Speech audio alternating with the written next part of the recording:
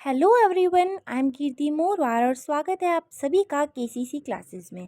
I hope you must be doing well and best with your coming board exams. और आज की जो हमारी क्लास है basically it is going to be based on elements of business environment. What are the basic dimensions, कौन कौन से factors है जो बिजनेस एनवायरनमेंट को अफेक्ट करते हैं, उन्हीं सभी टॉपिक्स को लेकर हम डिस्कस करने वाले हैं आज के सेशन में। साथ ही साथ प्रीवियस सेशंस में यानी class first and class second में we have discussed what is business environment, its features and importance, and today we are going to discuss regarding the dimensions of business environment.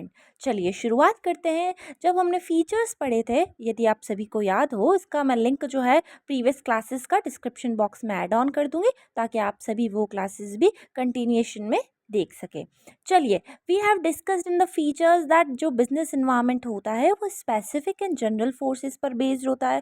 बिल्कुल ma'am, specific forces वो forces होते हैं जो firm को directly affect करते हैं, जैसे हमारे फर्म के ओनर्स ये डायरेक्टली अफेक्ट करते हैं, जैसे हमारे फर्म के कस्टमर्स, हमारे एम्प्लॉयज़, इन्वेस्टर्स एंड गवर्नमेंट। ये जो नियरेस्ट जो कॉम्पिटिटर्स होते हैं, जो सप्लायर्स होते हैं, these are the very specific forces जो बिल्कुल सीधे तौर पर किसको अफेक्ट करते हैं, बिजनेस को। बिल्कुल सही बात है। उसी जगह जब हम जनरल फोर्सेस की बात करते हैं तो कहीं ना कहीं ये इनडायरेक्टली हमारे फर्म की वर्किंग को अफेक्ट करते हैं। जैसे कि हम एक एग्जांपल लेकर चलते हैं।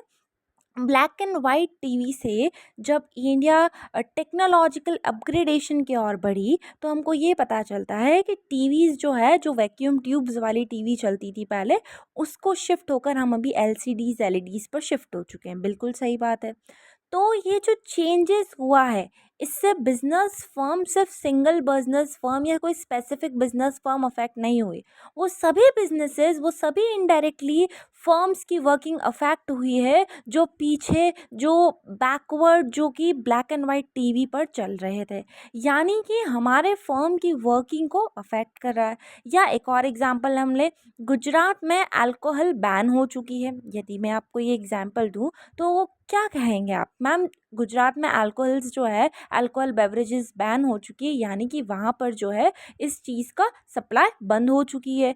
अब हम बात करें कि ये जो चीज़ अफेक्ट हो रही है, इससे क्या बिजनेसेस अफेक्ट हो रहे हैं? बिल्कुल हो रहे हैं मैम। जितनी भी वाइन शॉप्स है वो सभी अफेक्ट हो रही है। तो ये कौन सा एनवायरनमेंट हो गया मैम? ये वो एनवायरनमेंट हो गया जो कहीं ना कहीं किस चीज़ को अफेक्ट कर रहा है, अदर दैन बिजनेस एनवायरनमेंट को अफेक्ट करता है। यदि एक और एग्जांपल ले, देश में महंगाई आ चुकी है, या महंगाई का हम एग्जांपल लें यदि, यानी इन्फ्लेशन आ चुका है या डिफ्लेशन आ चुका है, या हमारे देश की नेशनल इनकम पर कोई इफेक्ट हो रहा है, तो ये कौन सा एनवायरनमेंट होगा मैम? महंगाई आ गई तो लोगों की कहीं ना कहीं चीज़ों को खरीदने को लेकर झुकाव थोड़ा कम रहेगा, तो ये क्या चीज़ होगी मैम? ये बिजनेसेस को कहीं ना कहीं डायरेक्टली अफेक्ट नहीं कर रहा, जैसे कस्टमर डायरेक्ट अफेक्ट करता है, वैसे कुछ ऐसे फोर्सेस होते हैं जो कहीं ना कहीं इनडायरेक्टली हमारे बिजनेस को अफेक्ट करते हैं, और वो कहलाते हैं general forces.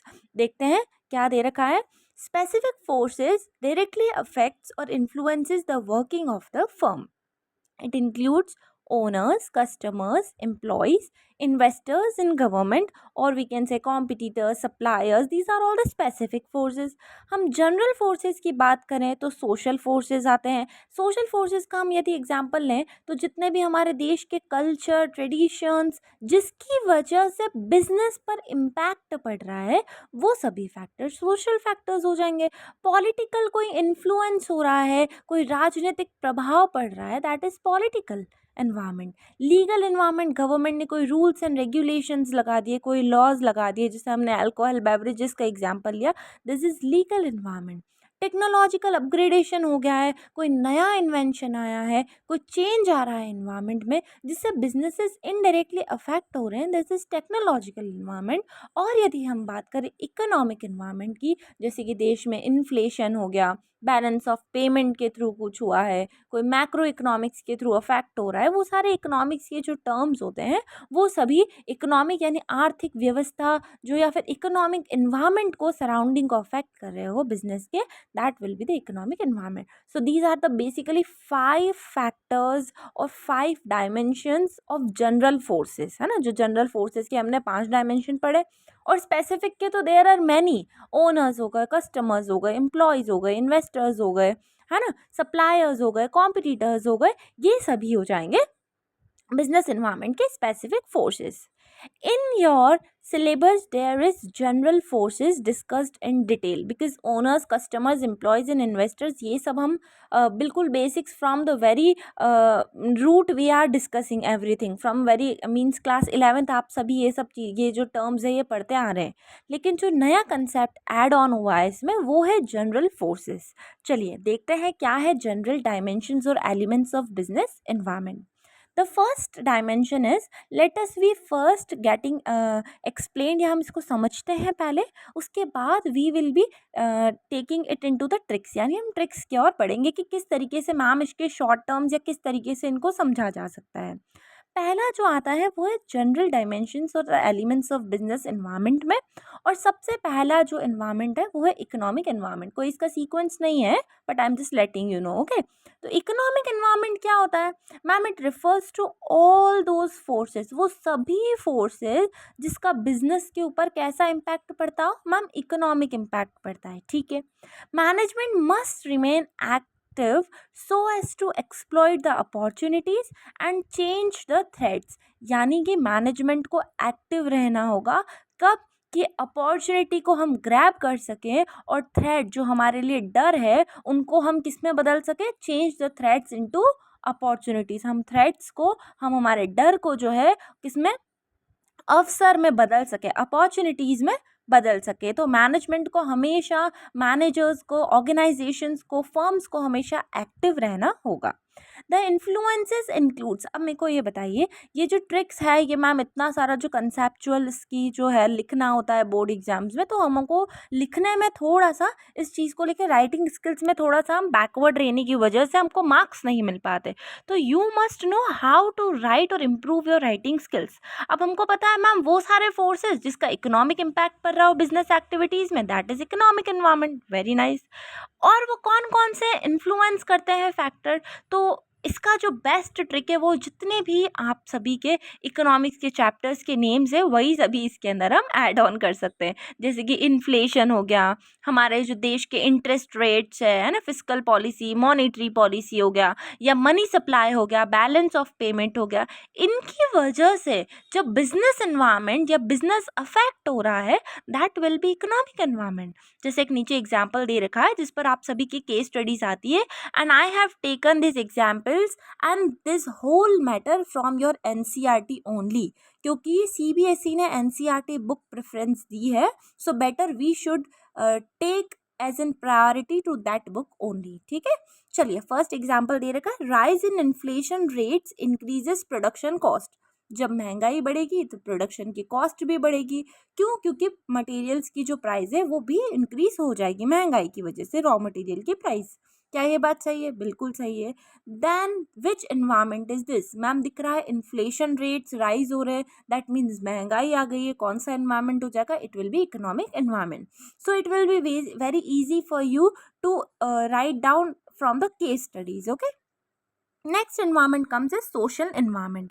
When we discuss about the country's customs, traditions, values, culture, norms, social trends, beliefs and ethics of the society towards which business operate, उन सभी फैक्टर्स के आसपास जब बिजनेस ऑपरेट करता है it will B social environment.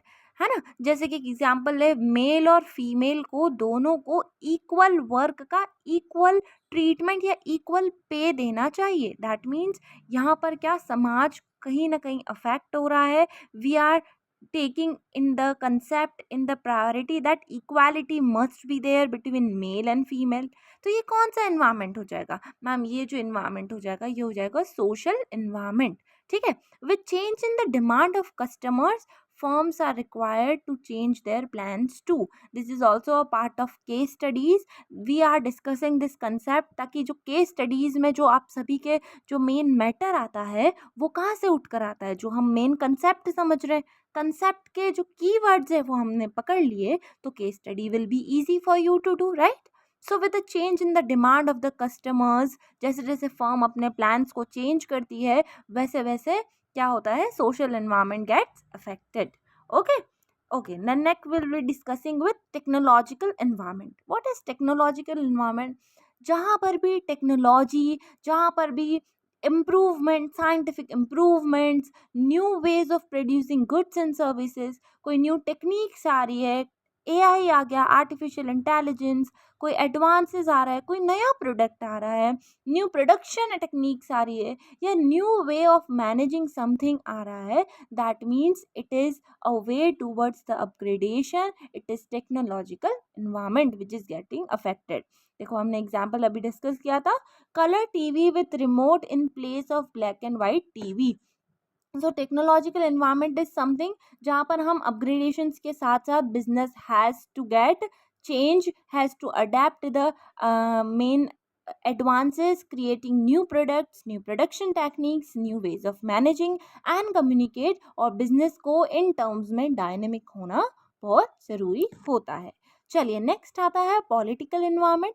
It includes political conditions such as political leadership, stability, government interventions and so on. यानी वो पूरा एनवायरनमेंट जो बिजनेस को अफेक्ट करता हो थ्रू राजनीति, थ्रू पॉलिटिकल इंटरवेंशंस, है ना. हम कहते हैं ना, एक स्टेबल, एक अच्छी स्टेबल गवर्नमेंट हुई तो कॉन्फिडेंस बिल्डअप होता है. उसी जगह एक पॉलिटिकल इनस्टेबिलिटी हुई तो हमारा जो बिजनेस का कॉन्फिडेंस है वो शेक होता है, क्योंकि डिसीजंस नहीं पता कब डायनेमिक होकर आ जाए सामने, है ना. For example, change in government policy in 1991 allowed MNCs to enter in the Indian market. जब 1991 की पॉलिसी आई थी, 1991 में कौन सी पॉलिसी आई थी? Liberalisation, privatisation and globalisation. देश की जो इकोनॉमिक इन्वायरमेंट था वो बहुत ज़्यादा बिगड़ चुका था, जिसकी वजह से इकोनॉमिक क्राइसिस आ चुके थे. तब हमने ग्लोबलाइजेशन, एक टर्म था जिसके थ्रू हमने एमएनसीज, मल्टीनेशनल कंपनीज को इंडियन मार्केट में क्या कर दिया गया था? इंटीग्रेट करने के लिए, वर्ल्ड इकोनॉमी से इंटीग्रेट करने के लिए अलाउ कर दिया था आने के लिए. जैसे कि आप अभी मैकडोनल्ड्स और डोमिनोज का जो मज़ा उठा रहे हैं ना, this is not an Indian company, this is international companies, जिसको 1991 में सरकार ने कहा था, 1991 में आइए और आप शुरुआत कीजिए, है ना, आप हमारे यहाँ पे अपना बिजनेस जो है वो रन कीजिए. So this was the main crux. तो सरकार के कुछ चेंजेस, कुछ पॉलिसीज में चेंज होने की वजह से, कुछ राजनीतिक, कुछ पॉलिटिकल डिसीजंस की वजह से कितना बड़े बिजनेसेस अफेक्ट होते हैं, है ना. मल्टीनेशनल कंपनीज इंडिया में आ गई तो हमारे जो लोकल बिजनेसेस है, हमारे जो इंडियन बिजनेसेस है, वो लार्ज अमाउंट में अफेक्ट हुए, क्योंकि कंपटीशन बहुत ज़्यादा इंक्रीज हो गया था. So this is the basically political environment.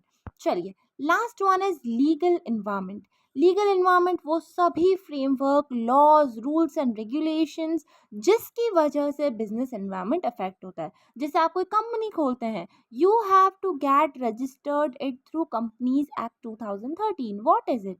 This is legal environment. आप किसी लीगल लॉज से जुड़ रहे हैं, है ना. जैसे अल्कोहल बेवरेजेस जो है वो टीवी पर एडवर्टाइज करना मना है. क्यों है? Because it is harmful to the health. और अगर आप कुछ ऐसा सिगरेट्स वगैरह का कर रहे हैं, so it is to be prohibited, और we can say it is to be mention that it is not good for health. तो basically legal environment business environment को बहुत लार्ज टर्म्स में अफेक्ट करता है. बहुत सारे रूल्स एंड रेगुलेशंस मिलकर जब बिजनेसेस को अफेक्ट करते हैं, ओके, कंट्री के जो मेन लॉज है वो अफेक्ट करते हैं, तो it will be legal environment. So basically we have done almost 5 general dimensions. These are the total 5 dimensions. इसकी जो शॉर्ट ट्रिक है वो है pastel. P for political, E for economic, S for social, T for technological and L for legal. ताकि आप सभी को ये लर्न करने में easy रहे. This is the pastel named trick for general forces. जो भी हमने 5 जनरल फोर्सेस पढ़े हैं उनकी ट्रिक क्या हो जाएगी? PESTEL. I think it is easier for you to learn. अब हमने economic environment, let us we revise in very short pile. Okay, economic environment ma'am वो सारे फोर्सेस जिसका इकोनॉमिक बिजनेस पर इकोनॉमिक इम्पैक्ट हो, वो क्या हो जाएगा? Economic environment. जिसका हमारे देश के कल्चरल नॉर्म्स, ट्रेंड्स, सोसाइटी पर अफेक्ट करता हो, उसका इम्पैक्ट हो, वो सोशल एनवायरनमेंट हो जाएगा. जिसका साइंटिफिक इम्प्रूवमेंट, टेक्नोलॉजिकल एडवांसेस, वो सभी जब बिजनेस को अफेक्ट कर रहे हो, that will B technological.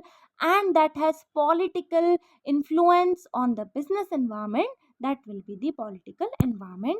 And at last, legal environment, the framework of laws, legislations which takes place in the business transactions, which takes place within the business and affects the business, is legal environment.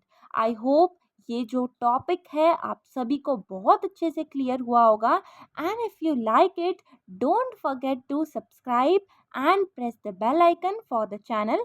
And if you more like to take more videos like these, please mention in the comment so that I can bring you more videos of these. Okay, तब तक के लिए see ya, bye bye and take care.